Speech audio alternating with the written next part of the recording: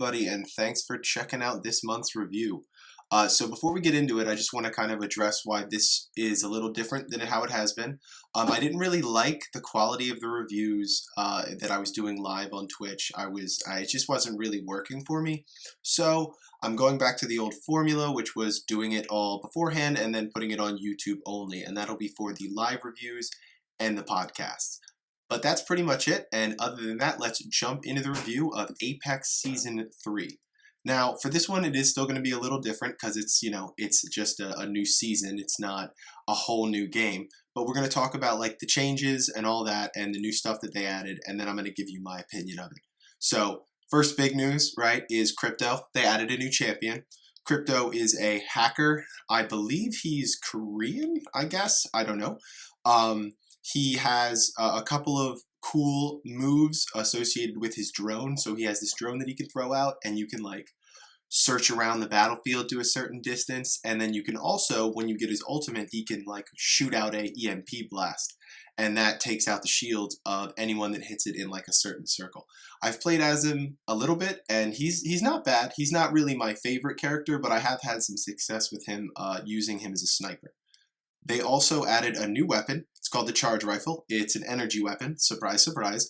It's kind of like a BFG-esque straight shot laser deal, but it functions largely as like a sniper. So I've used it a few times. It's not really my deal. I'd rather take the triple take, you know what I mean? But it's good, and I've seen people do well with it. On top of that, there were a lot of patch notes for the various champions. You had minute changes in damage, and fixes with bugs across the board. That same thing goes with weapons. There were a few changes. They removed disruptor rounds. They removed skull-piercing rifling, but they did also add a new hop-up called the Anvil Receiver, which is for the R301, and a double tap trigger, I believe is what it's called, and it is for the G7 Scout and the EV8. They've also swapped out some of the previous gold weapons for some new ones. They made a gold flatline, a gold EV8, a gold triple take, a gold G7, and a gold charge rifle. They also made a few quality of life adjustments, but those you can check out in the patch notes because honestly they're expansive, and I don't have time to read all of them. They, in addition to that, they did some bug fixes, but it is just quite expansive what they've done, and it's mostly minute changes just for like quality of life and those kinds of things. The other big change that we had is we have a totally new map. It's called World's Edge, and it is apparently just like a completely different area. We are no longer in Kings Canyon whatsoever. And this is the point of the review where I'm going to start sharing my opinion. There's kind of a reason I saved the map for last. I really do not like the new map. Some people love it, and it looks cool. It's beautiful, but it's just not my style. I haven't found very good places to land. I mean, I did find the little attachment that you can get in it, which I found really cool. But and I love the little like additions that they add, the little things you can find, almost like a treasure hunt. That's cool. The new modes are really cool. But the map, I miss Kings Canyon. I really enjoyed that map. I found it fun to navigate. It was pretty easy to tell like which zones were going to be high priority and not high priority. I've been playing this season for a while now, and it's just like, you know, I don't know where to land. Everybody seems populated. Everywhere is always looted.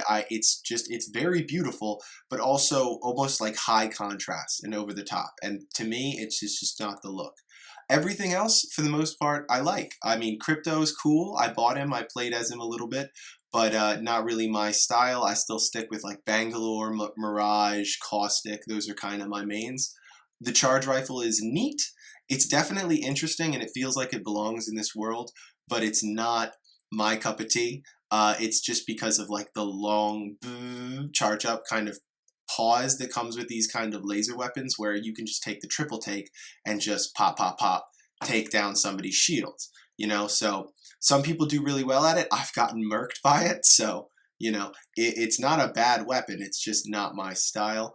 The adjustments, like I was talking about before, the little life adjustments and champion adjustments, aren't entirely noticeable, to be completely honest. I mean, I think that's a good thing. It just means that the bugs weren't so aggressive or obvious that they needed these changes to be done immediately. which is cool, you know, and hats off to these devs. They've been killing it. Like I said when I talked about the game when it came out, it's a great game. The addition of all these new modes, I know there was Live, Die, Live, there was Dummies, all of them have been a lot of fun. I like the added twist of, like, I don't have to constantly be in 3v3 squads fighting against 20 other people. You know, it's going to be a little different if I want it to be. And I really enjoyed that. The dummy thing was always fun because if any of you watched my live stream, I was playing with Yuki Ukami, and he was like throwing health packs and stuff at me, and that was always it was just funny and a good time. Live, Die, Live was a little more, it just allowed things to be a little more competitive, and that was where if you died fully, and then the ring closed and your people survived, you would just be brought right back in on your peeps. And I actually won a round like that because of just the way that worked, where we had survived just long enough to bring back in one of our guys and take him out. It worked out really well. It was a fun mode. I only got to play it for a little bit, but you know, all in all, I like season 3. It's not bad. It's not as good as season 2 for sure. Not as good as season 1. It's not the original, but it's not horrid. You know, I don't hate it. I just really wish they'd give us Kings Canyon back. I'm really hoping that they bring that back in some kind of way, even if it's like a different mode where you like go back in time and land on Kings Canyon or something. I don't know.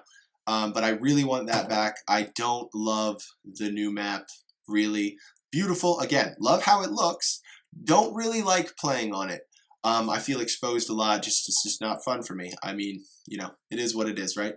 But other than that, cool champion, decent guns. The life changes are not noticeable, which I always count that up to a good thing. So all in all, I'd recommend you give it a shot because season 4 is coming here soon. I believe it drops on February 4th, so like Tuesday. So I'm kind of giving this review like at the very end, but you should really get in and give it a shot right before it changes, just to see kind of what I'm talking about. And just have a good time. I mean, Apex is a great game. It's a lot of fun. It's free. You know, you might as well just give it a shot, even if Battle Royale games aren't exactly your thing. But yeah, that's pretty much it. I hope I helped you, you know, make a decision on whether you want to try this new season.